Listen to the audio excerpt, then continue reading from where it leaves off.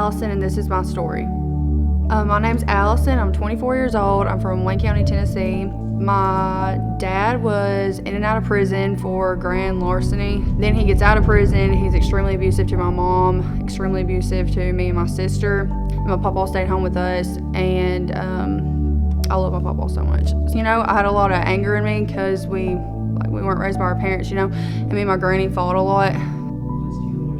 Yeah, I have a sister.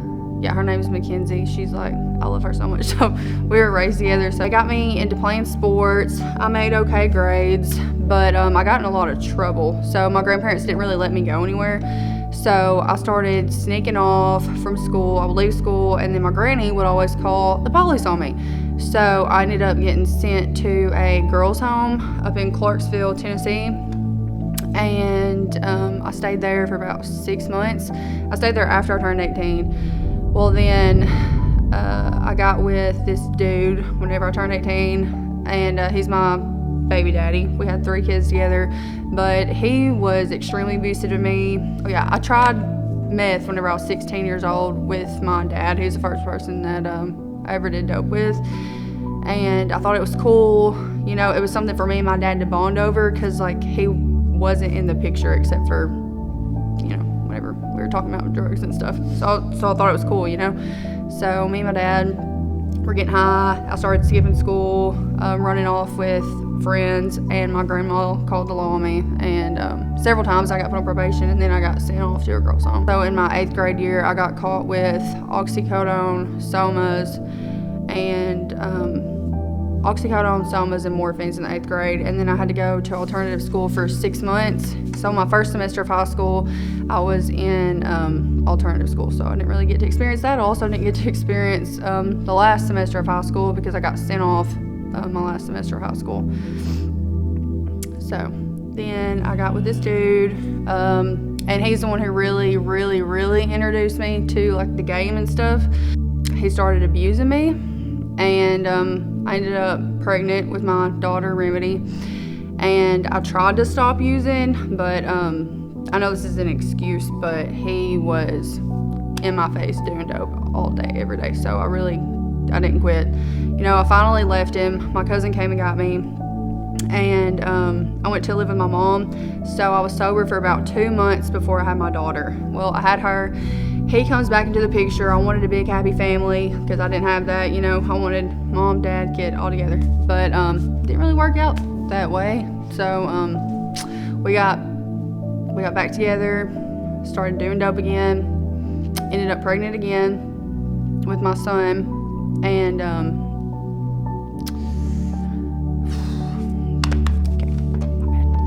Dakota went overseas for 6 months. I was sober for those 6 months. He was gone. He comes back after I had Andrew. That's my second son's name. So after I had Andrew, he comes back, and we get back on dope.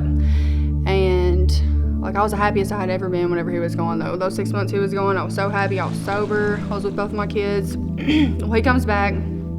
We get back on dope, and I ended up calling 911 to the house because I had been up for like 2 daggone months, and I was starting to worry about my kids' safety, you know what I'm saying? So I called 911, and I lost my kids on February 11th of 2019. And after I lost them, I lost myself, really.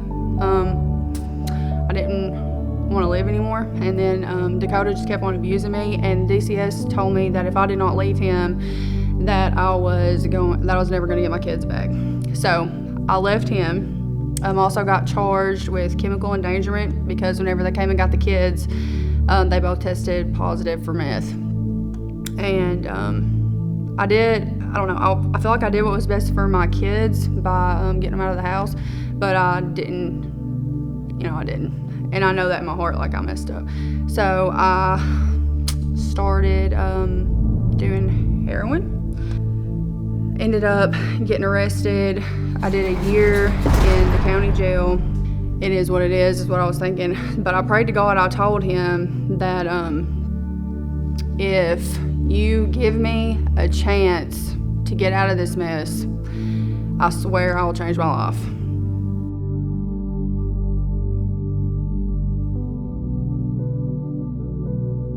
Prayed to God, And the next offer I got was a year to serve in jail, a year to serve in a program, and then 10 years on paper. I was like, please give me a chance. And he did. So I ended up having to go. Actually, Eric was across the hall in Tennessee Pod, and I asked him what they were offering him, and he said that he was going to get to go to a program, and he gave me Andy Garza's number for the Wiseman Ministry, to get into the Wiseman Ministry. And I got him on Chirp, which are these little phones that you get in jail, and I chirped Andy, or Randy, is his name Randy? So I chirped Randy, and I explained my situation to him, and he said that he most definitely would do everything that he could to get me down here. So, ask me some more questions. I am so much closer and connected to my higher power now. Like, I love him so much, for real. And I know that he loves me, and I didn't feel like I had anybody. I didn't feel like I had God, but I do, you know? And he loves me. And I was looking for love in like dudes and drugs, and like you're never gonna find love that way. And that's another thing I think that kept me in that abusive relationship. My plan is to graduate the program, and I don't think I'm gonna go back to Tennessee because there's really nothing there for me except for a bunch of past hurt, mistakes, everything, you know.